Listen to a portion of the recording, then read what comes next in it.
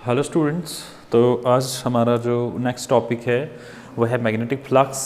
कल हमने स्टार्ट किया था नया यूनिट जिसका नाम था electromagnetic induction and alternating current. तो कल हमने इलेक्ट्रोमैग्नेटिक इंडक्शन का थोड़ा सा आपको इंट्रोडक्शन दिया था।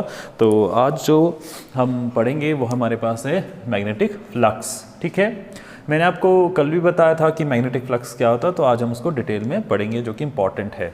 देखिए, मैग्नेटिक फ्लक्स का मतलब होता है कि देखिए आप सबको पता है कि अगर हमारे पास एक मैग्नेट है, जिससे हमारे पास एक मैग्नेट है, ठीक है, तो आपको पता है कि जो मैग्नेट होता है उसके दो पोल्स होते हैं, एक होता है नॉर्थ पोल, एक होता है साउथ पोल। ये हमारे पास एक बार मैग्नेट है और हमें पता है कि जो मैग्नेट होता है it consist of pairs of equal and opposite poles. तो ये हमारे पास एक बार मैग्नेट है, एक नॉर्थ पोल है और एक साउथ पोल है, ठीक है।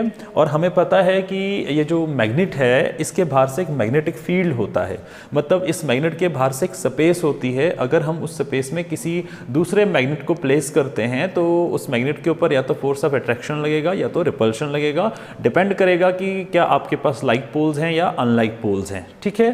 तो अब क्या होता है कि आपके पास जो बार मैग्नेट है इसके बाहर से जो इसका मैग्नेटिक फील्ड है, मतलब इसके बाहर से जो स्पेस है, अगर आप उस स्पेस में किसी भी दूसरे मैग्नेट को प्लेस करेंगे तो वो क्या करेगा, फोर्स लगेगा, या तो अट्रैक्टिव होगा या तो रिपल्सिव होगा। अब इस बार मैग्नेट के बाहर से जो मैग्नेटिक फील्ड है उसे हमें रिप्रेजेंट करना है। तो इस मैग्नेट के उस मैग्नेटिक फील्ड को रिप्रेजेंट करने के लिए हम लाइंस का यूज करते हैं और उन लाइंस का नाम है मैग्नेटिक लाइंस ऑफ फोर्सेस, ठीक है। देखिए, आप इस बार मैग्नेट के मैग्नेटिक फील्ड को ट्रेस कर सकते हैं अगर आपके पास एक कंपास नीडल हो, ठीक है। कंपास नीडल की हेल्प से आप इसका मैग्नेटिक फील्ड को ट्रेस कर सकते हैं और इस बार मैग्नेट के बाहर से जो मैग्नेटिक फील्ड बनेगा वो इस तरीके का बनेगा, ठीक है। इस प्रकार का मैग्नेटिक फील्ड जो है इसके बाहर से बनता है, ठीक है ना। तो इस तरीके का मैग्नेटिक फील्ड इसके बाहर से बनेगा, ठीक है। देखिए, जो इसके बाहर से हमने जो लाइंस ड्रॉ की हैं ये इमेजिनरी लाइंस होती हैं। इन लाइंस का काम होता है इस बार मैग्नेट के मैग्नेटिक फील्ड को रिप्रेजेंट करना, ठीक है।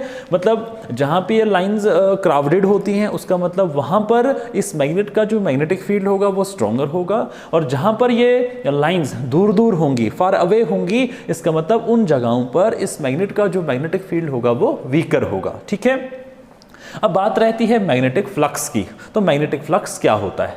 देखिए, मैग्नेटिक फ्लक्स का मतलब तो now these are called magnetic lines of forces. Magnetic lines of forces हमारे पास एक्चुअली एक लाइंस होती हैं जिससे हम मैग्नेट के मैग्नेटिक फील्ड को रिप्रेजेंट करते हैं। और ये जो मैग्नेटिक लाइंस ऑफ फोर्सेस होती हैं ये रियलिटी में एग्जिस्ट नहीं करती हैं, लेकिन ये जो हमें मैग्नेटिक फील्ड शो करती हैं वो रियलिटी में एग्जिस्ट होता है, ठीक है। तो आपके पास है मैग्नेटिक फ्लक्स, ठीक है। अब मैग्नेटिक फ्लक्स का मतलब होता है अगर आपके पास एक सरफेस है, ठीक है, जैसे यहाँ पे मैंने एक सरफेस बनाई है, सपोज करते हैं हमारे पास कोई एस सरफेस है, ठीक है, और इस एस सरफेस को मैं काम करता हूं एक मैग्नेटिक फील्ड के अंदर प्लेस करता हूं। इस तरफ से मैंने नॉर्थ पोल लिया है और इस तरफ से मैं क्या करता हूं, एक साउथ पोल लेता हूं, ठीक है। अब देखिए, यहां से मैग्नेट का नॉर्थ पोल है और यहां से मैग्नेट का साउथ पोल है, और जाहिर सी बात यहां से नॉर्थ पोल है और यहां से साउथ पोल है, तो इसके बीच में कौन सा मैग्नेटिक फील्ड बनेगा, एक यूनिफॉर्म मैग्नेटिक फील्ड बनेगा। तो हम डिस्कस कर रहे हैं मैग्नेटिक फ्लक्स। देखिए, मैग्नेटिक फ्लक्स का मतलब होता है कि अगर हमारे पास एक सरफेस है, ये हमारे पास एक एस सरफेस है, जब हम इस सरफेस को किसी मैग्नेटिक फील्ड के अंदर प्लेस करते हैं तो इस सरफेस से कितने total number of magnetic lines of forces normally pass हो रही हैं। देखिए, ये आपके पास ये जो है ये तो सरफेस एस है। अब ये जो रेड कलर में मैंने आपको ये लाइंस शो करवाई हैं, these are called magnetic lines of forces, and ये जो लाइंस हैं ये यहां पर मैग्नेटिक फील्ड को रिप्रेजेंट करेंगे। मतलब ये जो बी है, now this is called magnetic field, और ये बी जो है हमें बताएगा कि नॉर्थ और साउथ पोल के बीच में कितना मैग्नेटिक फील्ड है। तो नॉर्थ और साउथ पोल के बीच में जो मैग्नेटिक फील्ड होगा उसे हमें रिप्रेजेंट करना है, तो रिप्रेजेंटेशन के लिए हम इन लाइंस का यूज करेंगे। Now these lines are called magnetic lines of forces. तो कहता है the magnetic flux through any surface is defined as the total number of magnetic lines of forces passing through that surface. तो मैंने आपको कहा कि magnetic flux का मतलब है आप एक सरफेस एस ले लें, उस सरफेस एस को किसी मैग्नेटिक फील्ड के अंदर प्लेस करें, ठीक है। उसके बाद उस सरफेस से कितने total number of magnetic lines of forces normally pass होंगी, now that is called magnetic flux, and magnetic flux is denoted by phi. और मैग्नेटिक फ्लक्स को हम किससे डिनोट करते हैं, फाई से डिनोट करते हैं, फाई से, ठीक है। एंड मैथमेटिकली मैं आपको बता दूं, मैथमेटिकली जो मैग्नेटिक फ्लक्स होता है वो डॉट प्रोडक्ट के बराबर होता है, ठीक है।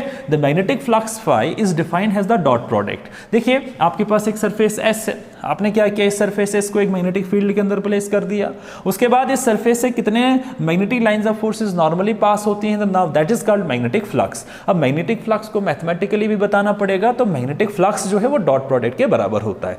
किसके डॉट प्रोडक्ट के बराबर होता है?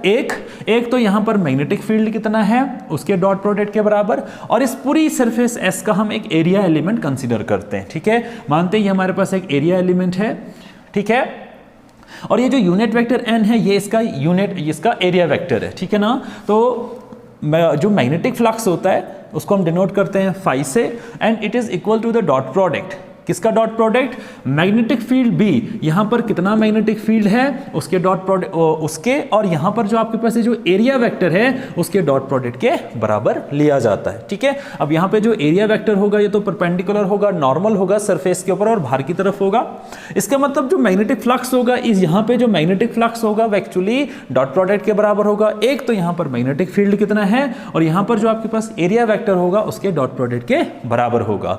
लेकिन हम क्लास 11th में पढ़ते हैं डॉट प्रोडक्ट ऑफ वेक्टर्स, लेकिन दो वेक्टर्स का जो डॉट प्रोडक्ट होता है, देखिए अगर आपके पास ए वेक्टर है dot product of B vector, दो वेक्टर्स का जो डॉट प्रोडक्ट रहेगा इन्हीं दोनों वेक्टर्स के मैग्नीट्यूड के प्रोडक्ट के बराबर होता है।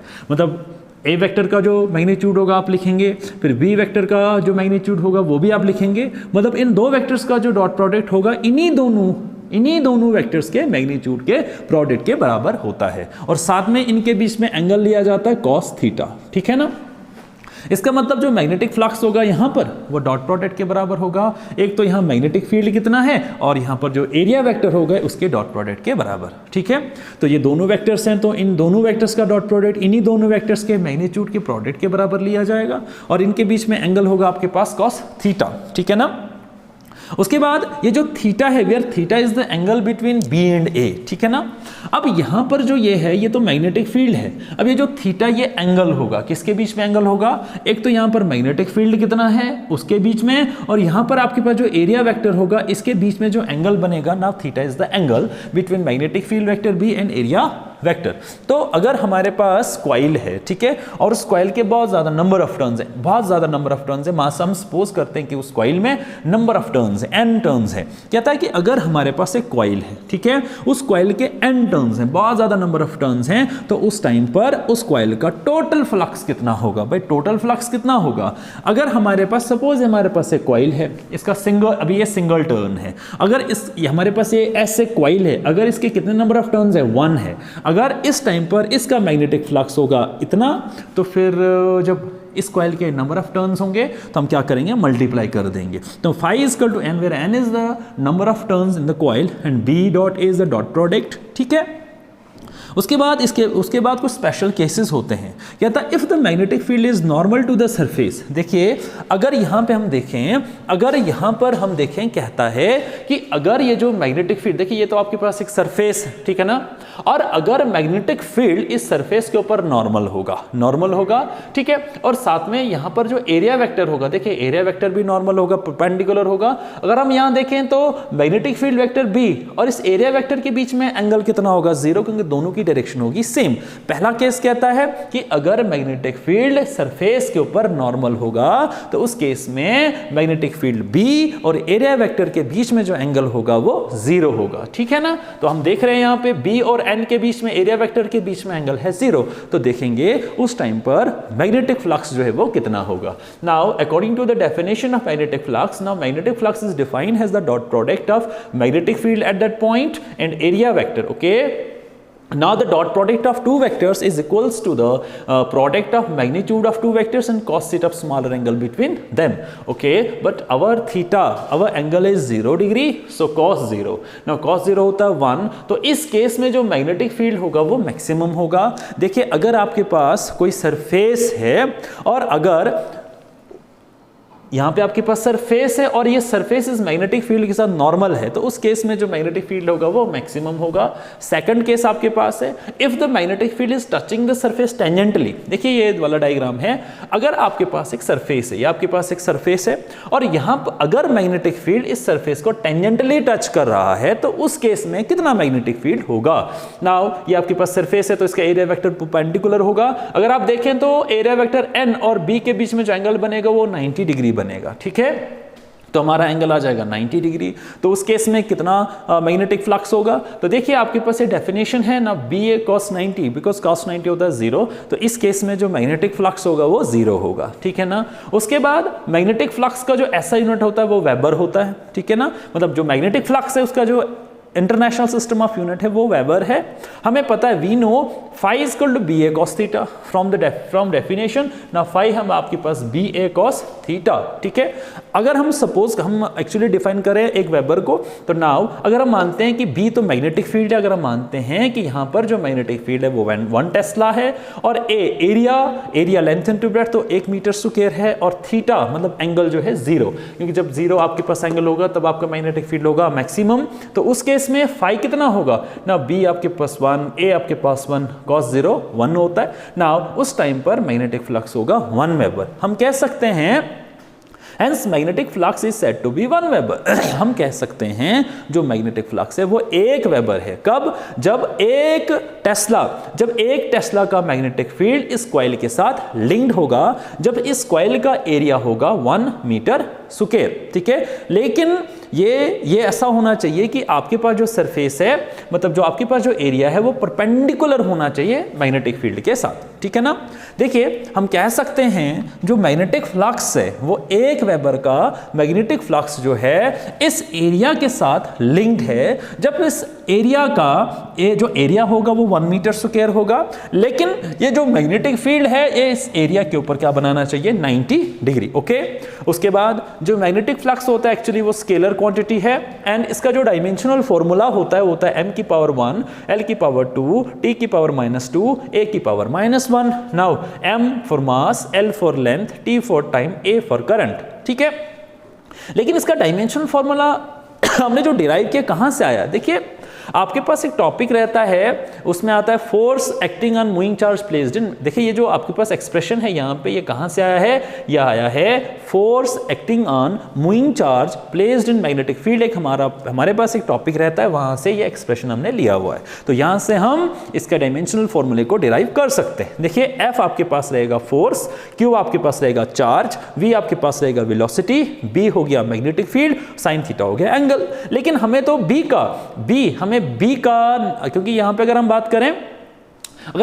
बात करें तो मैग्नेटिक फ्लक्स होता है B डॉट A के बराबर। तो सबसे पहले हम मैग्नेटिक फील्ड का जो डायमेंशन है वो निकालेंगे, उसके बाद हम एरिया का निकालेंगे, तो आपके पास रिक्वायर्ड मैग्नेटिक फ्लक्स का डायमेंशन आ जाएगा, ठीक है ना। अब देखिए यहाँ पे तो B यहीं पे रहेगा, तो B किसके बराबर रहेगा ना, B equal to F by Q V sine theta. अगर हम देखें फोर्स का डायमेंशन होता है m की पावर 1, l की पावर 1, t की पावर -2। अब आपके पास अब चार्ज का डायमेंशन कैसे लिखेंगे, देखिए चार्ज का डायमेंशन लिखते हैं हम एम्पियर सेकेंड, ठीक है ना। अब चार्ज एम्पियर तो ठीक है करंट का यूनिट है, लेकिन डायमेंशन के केस में टाइम को डिनोट किया जाता है t से। तो यहाँ पे हमने लिखा q की जगह at, वेलोसिटी है तो l की पावर 1, t की पावर -1, ठीक है। ऊपर रहेगा m की पावर 1, l की पावर 1, t की पावर -2। देखिए a की पावर +1, यहाँ t की पावर +1, t की पावर -1 तो t की पावर 0, तो l की पावर +1, ओके। नाउ m की पावर 1, l की पावर 1, t की पावर -2। अब नीचे डिनोमिनेटर में a की पावर +1, न्यूमरेटर में हो जाएगा a की पावर -1, डिनोमिनेटर में l की पावर +1, न्यूमरेटर में हो जाएगा l की पावर -1। तो नाउ m की पावर 1, l की पावर 1 और l की पावर -1, l की पावर 0, t की पावर -2, a की power -1। So this is our required dimensional formula for magnetic field. लेकिन हमें किसका डायमेंशन चाहिए, हमें तो मैग्नेटिक फ्लक्स का डायमेंशन चाहिए। लेकिन हम लिखेंगे we know phi is equal to b dot a। तो लेकिन हमें पता है जो मैग्नेटिक फ्लक्स होता है वो तो डॉट प्रोडक्ट के बराबर होता है, एक तो मैग्नेटिक फील्ड और एरिया के डॉट प्रोडक्ट के बराबर होता है। तो मैग्नेटिक फील्ड का डायमेंशन तो हमारे पास आ गया m की पावर 1, t की पावर -2 ए की पावर -1। तो ए क्या है भाई, ए तो एरिया है और एरिया का मतलब होता है लेंथ इनटू ब्रेड्थ, तो इसका डायमेंशन आएगा l की पावर 2। तो now phi is equal to m की पावर 1 l की पावर 2 t की पावर -2 एंड a की power -1। So this is our required dimension formula for magnetic flux. तो ये आज का हमारा टॉपिक था जो हमने डिस्कस किया। आई होप सो आपको अच्छा लगा हो। अगर अच्छा लगा हो तो लाइक करें, शेयर करें और चैनल को सब्सक्राइब करें ताकि हम आपके लिए और भी अच्छे वीडियोस देख के आए। Thank you.